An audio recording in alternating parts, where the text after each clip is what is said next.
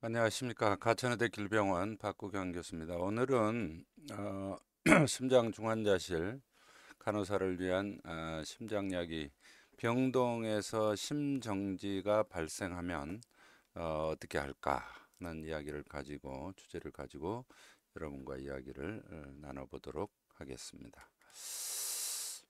음, 병동도 마찬가지고 또 중환자실도 마찬가지죠. 심정지가 발생하면 특히 나이트번 간호사들은 간호 인력이 충분치 않을 때 굉장히 당황할 수가 있고, 심지어는 바로 옆에 누워 있는 뭐 다인실 병실 같은 경우에 침대 보호자나 환자가 숨을 안 쉰다, 움직임이 없다 해서 보고를 할 때 전화에 매달려서 인턴을 부를 때가 많습니다. 근데 그렇게 해서는 물론 안 되고요.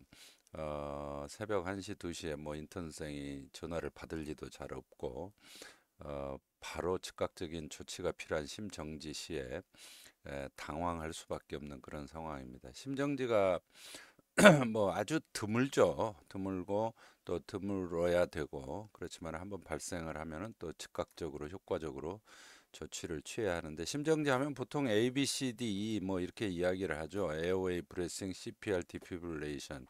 좋습니다. A, B, C, D 뭐 EKG 뭐 이벨루에이션 뭐로 부르든 약자를 에어웨이 확보하고 숨을 쉬게 하고 서큘레이션을 돌아가게 하고 CPR이죠. 그다음에 DC를 심전도 보고 때려라. 그러나 이런 것들은 혼자 할 수가 없는 겁니다. 이 병동의 간호사가 혼자, 또 간호사 2명이 할 수는 없는 것이고, 가장 의식 소실이 확인되고 심정지가 어느 정도 의심이 들 때는 사람을 불러야 됩니다. 사람을. 그래서 이 지금 CPR을 해야 될 상황에 먼저 의식을 확인하고, 여보세요, 여보세요, 제 말 들리세요? 눈 떠보세요 하고 이야기를 해보고, 환자가 반응이 없을 때는 CPR을 하고 에어웨이를 유지하고, 이런 것보다는 바로 병원마다 갖추어져 있는 911 시스템, 뭐 병원마다 이 번호가 다르겠죠. 블루 코드나 레드 코드 뭐 부르기도 하고 여러 가지로 하는데, CPR에 즉각적으로 반응할 수 있는 시스템을 만들어져 있는 그 시스템의 구성원을 불러서 방송을 하도록 하고, 바로 사람들이 달려오도록 하고, 만약 그게 안 돼 있지는 않을 겁니다. 병원마다. 그러나 안 돼 있을 경우에는 바로 중환자실 가까운 다른 병동의 간호사를 불러야 됩니다. 협조를. 그렇게 해서 엘리베이터를 잡고 병동에서 뭐 호흡기도 꽂아야 되고, CPR도 해야 되고, A라인도 꽂아야 되고, EKG도 달아야 되고, 산소도 줘야 되고, 이런 것들, 약물도 줘야 되고, 이런 것들을 일반 병동에 있을 때는 할 수가 없기 때문에 중환자실이나 응급실로 옮겨야 되죠, 환자를. 그래서 그런 거를 혼자 할 수가 없기 때문에 반드시 콜을 해야 된다 하는 게 오늘의 테이크홈 메시지입니다. 인턴을 부르는 것도 좋지만 혼자 특히 근무하는 나이트 때 인턴을 부를 수는 없죠. 바로 소리를 지르고, 또 보호자한테 또 구조 요청을 할 수도 있고요. 가까운 보호자한테 연락을 해달라고, 그리고 가까운 중환자실이나 연락을 해서 병동에 바로 사람을 불러서 CPR이나 이런 것들을 구조 조치를 할 수 있도록 해야 되는 게 포인트입니다. 그리고 이제 이왕 그 CPR이나 또 심폐소생술을 할 때 몇 가지 또 이제 중요한 것들은 숙지를 여러분들이 이제 하고 있어야 되죠. 첫째는 에어웨이 유지입니다. 에어웨이 유지는 말 그대로 에어웨이, 사람이 이 환자가 코든 입이든 숨이 에어가 들어갈 수 있는 기도 확보를 해주는 것입니다. 그래서 대개 환자가 이제 뭐 입안에 무슨 토사물이 있거나 또 의치가 가려져 있거나 가래가 있거나 이럴 때는 에어웨이가 유지가 안 되죠. 그래서 이 입을 턱을 위로 제끼고 이렇게 에어웨이를 넣어주기도 하고, 또 석션을 해주기도 하고, 제일 좋은 것은 인투베이션을 하는 것이죠. 인투베이션을 해서 기도를 유지해 주는 것이고, 그러면 뭐 확실하게 에어웨이가 유지가 되겠지만 이게 금방 되지는 않으니까 이 인투베이션을 하기 위해서는 마취과나 이제 CPR 팀을 불러야 되는 것이죠. 그래서 그렇게 알고 계셔야 되고, 두 번째는 이제 이 에어웨이가 여러 가지가 있는데, 에, 제일 그다음에 이제 브레싱이죠. 에어웨이 다음으로 호흡을 했는데 에어웨이만 유지하고 있으면 환자가 숨을 쉬나요? 환자가 이제 어레스트가 온 상태이기 때문에 심정지가 온 상태에서는 스스로 호흡을 하지 못하기 때문에 해줘야 되는데 가장 쉽게 할 수 있는 것은 엠부입니다. 엠부. 이 뭐 여러 가지로 부르기를 하는데 하여튼 아티피셜 매뉴얼 브레싱 유니트라고 그래서 손으로 이렇게 짜고 하면 에어가 들어가서 나오고 하는 거 원웨이 체크 밸브로 돼 있죠. 그래서 반드시 이때는 코와 입을 동시에 가려줘야 됩니다. 코와 입을 가려주고 엠브를 해주고 고개를 제껴주고 그래서 뭐 입안에 이물질이나 이런 것들을 없애주고 인투베이션 하기 전의 이야기죠. 인투베이션이 되어 있으면 이 마스크를 벗기고 엠브를 해서 중환자실로 내리든지 뭐 응급실로 내리든지 해야 되는 것이죠. 물론 산소를 줄 수 있는 장치도 되어 있고요. 그다음에 이제 이 엠브는 대부분 뭐 정상적으로 작동을 하지만 간혹 가다가 이 체크 밸브가 망가지는 수가 있습니다. 그래서 뒤에서 에어가 들어와서 앞으로만 가고 나갈 때는 이 밖으로 나가야 되는데 이 체크 밸브가 망가지면 에어가 들어왔다 나갔다 이렇게 하게 됩니다. 그럴 때는 환자한테로 이게 에어가 들어가지를 못하니까 산소가 여기 입구를 막고 반드시 백을 짜줘서 들어가 이 원웨이 체크 밸브가 컴퓨터한지 확인을 해줘야 됩니다. 이걸 픽 밸브라고 뭐 여기는 표시되어 있는데 그다음에 이제 마우스 투 마우스든 엠브든지 CPR을 하게 되면은 전에는 3번 CPR을 하고 한 번 숨을 쉬게 해주는 뭐 3번 내지 4번 뭐 이렇게 3대 1 내지 4대 1로 하라고 되는데 지금 최근에는 그 심폐소생술 지침이 30번을 CPR을 하고 체스트 컴프레션을 하고 2번을 숨을 쉬게 이렇게 해줘야 되는데 만약 이제 엠브가 없을 때 야외에서 이제 갑자기 심정지가 발생했을 때는 코를 막고 입으로 마우스 투 마우스를 이렇게 해주도록 되어 있습니다. 입을 제끼고 물론 입안에 있는 뭐 이물질들은 다 제거하고 그렇게 해서 마우스 투 마우스인데 30대 2다 하는 걸 참고로 알아주고 세 번째는 이제 거의 동시에 이루어지지만 에어웨이 유지 브레싱하고 체스트 컴프레션이죠. 그래서 체스트 컴프레션은 스터넘으로 3분의 2 심장이 있는 부위 그 중에서도 특히 미드 스터넘을 두 손으로 한 손으로는 스터넘이 잘 눌리지가 않습니다. 그래서 어느 정도 충분히 내려갈 수 있도록 그래서 서큘레이션이 유지가 될 수 있도록 뭐 여기서는 2인치라고 되어 있는데 정확하게 2인치가 되지 않아도 하여튼 A 라인이 있으면은 프레셔가 나올 정도로 해가지고 체스트 컴프레션을 해줘야 되는데 체스트 컴프레션하고 브레싱하고는 30대 2다 하는 거를 알아둬야 되겠습니다. 그래서 ABC 중에서 C 서큘레이션 순환을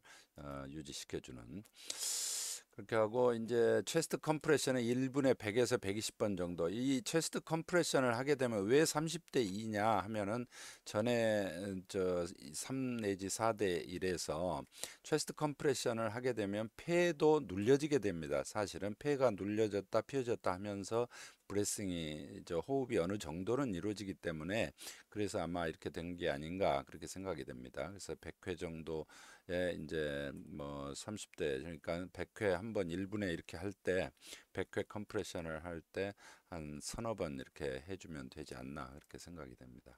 테스트 컴프레션은 충분히 심장이 눌릴 정도로 그 위치에서 어른 같으면 이렇게 되지만은 어린아이 같으면 사실은 이 팔꿈치로 할 필요는 없고 손가락 엄지 손가락으로 이렇게 아주 영유아 때는 눌러도 충분하겠죠. 그렇게 됩니다.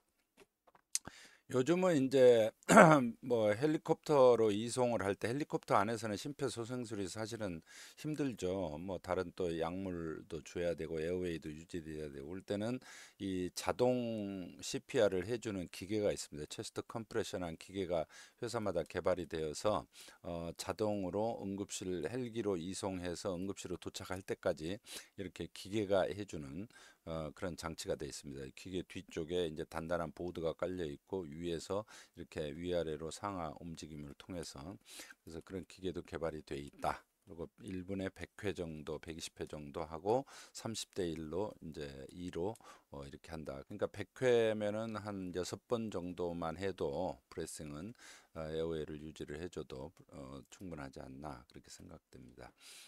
CPR을 하게 되면 당연히 리프랙처나 이스터널 프랙처 뭐 여러 가지가 있죠. 이런 것들이 있는데 이런 거는 뭐 피할 수 없는 어쩔 수 없는 그런 상황이고 가능하면 이제 CPR을 빨리 끝내고 뭐 에크모를 한다든지 또 인투베이션에서 또 이 뭐 소생이 빨리 되게 약물 치료를 해야 되겠죠. 그러나 그렇지 않는 경우는 CPR을 뭐 30분 1시간도 하는 경우도 있는데 응급실로 옮겨서 또 중환자실로 옮겨서 바로 에크모나 뭐 다른 방법으로 소생이 될 수 있도록 해야 이런 컴플리케이션들이 적지 않나 이런 생각이 됩니다.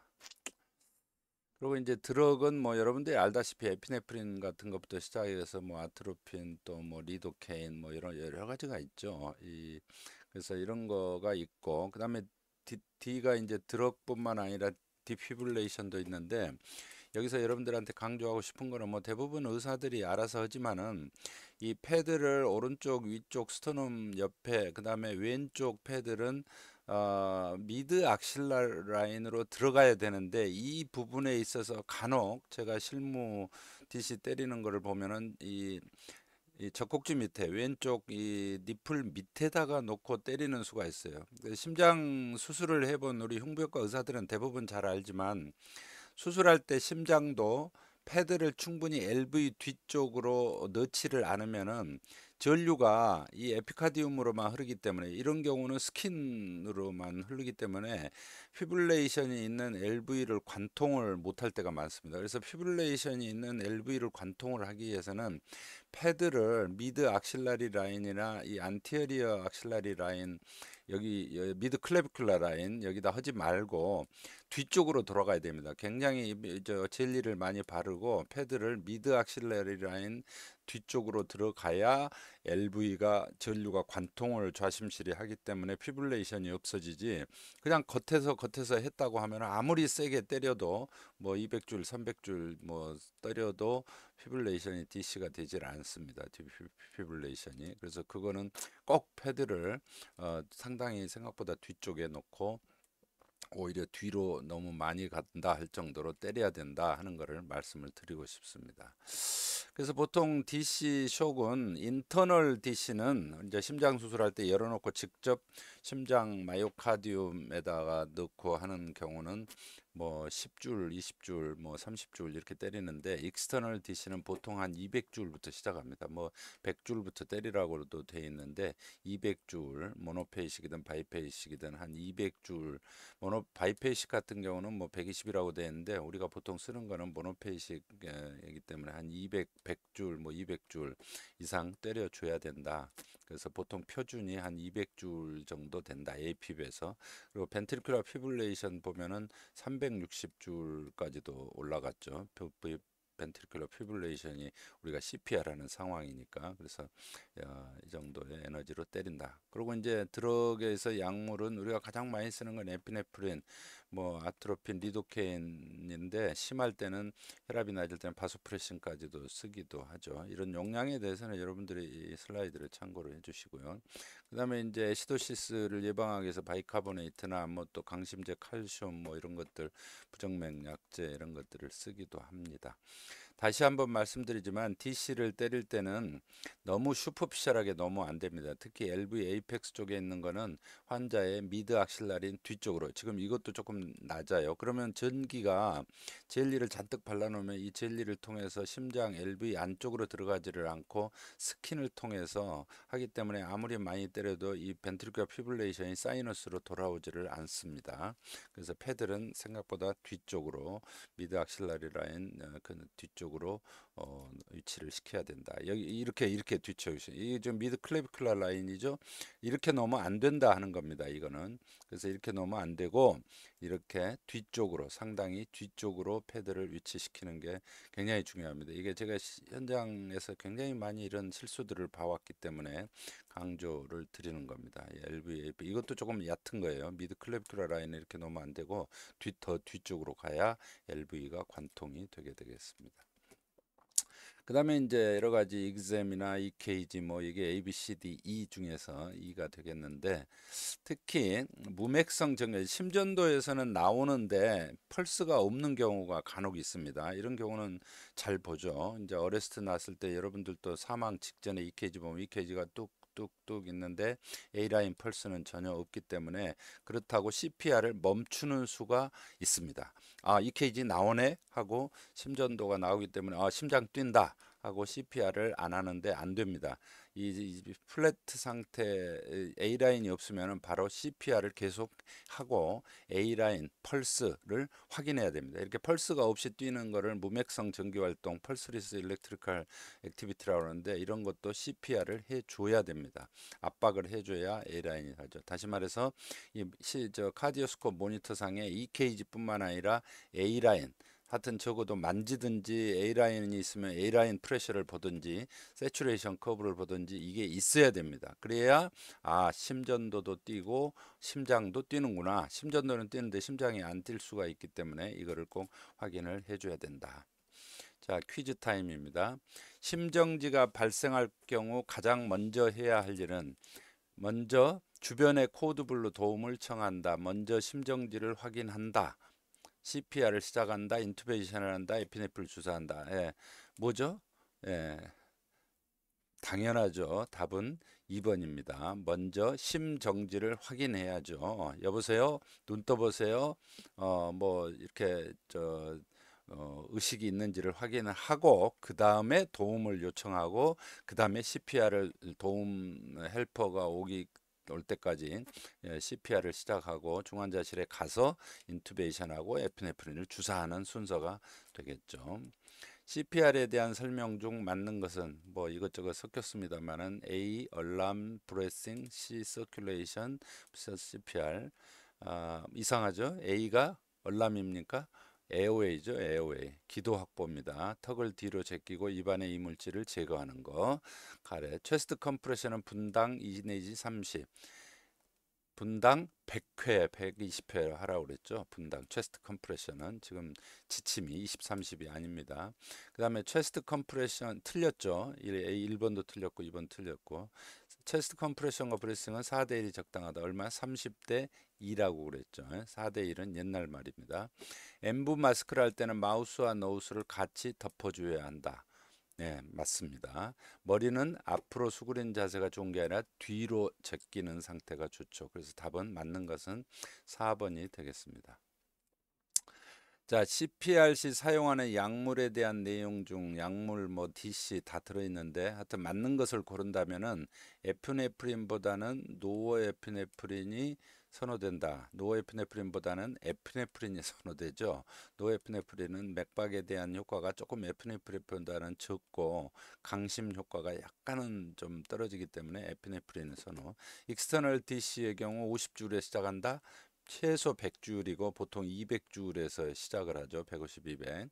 그래서 익스터널 DC. 인터널인 경우에는 10에서 시작을 하고요. 그래서 이것도 맞지가 않습니다. 사이너스 브라딜카일 카디아가 있을 경우 아트로핀도 사용된다. 예, 아트로핀은 브라디카디아를 컴뱃하는 약물이죠. 심실세동이 DC에서 회복이 되지 않을 경우 리도케인도 사용한다. 뭐 리도케인은 부정맥이 있으니까 심실세동이 있는데 DC를 때렸는데 회복되지 않을 경우에는 DC의 위치 특히 미드 악실라린 LV 에이펙스 쪽 뒤쪽으로 갔는가 해서 한 번 더 주를 올려서 200에서 300으로 올려서 때려보고 안 되면 리도케인도 사용한다. 이건 맞겠습니다. 그래서 답은 디귿 리글이 되겠습니다. 아트로핀 사용 리도케인. 자, 오늘 강의는 여기서 마치도록 하겠습니다. 예, 수고하셨습니다. 다음 또 좋은 강의로 찾아뵙도록 하겠습니다.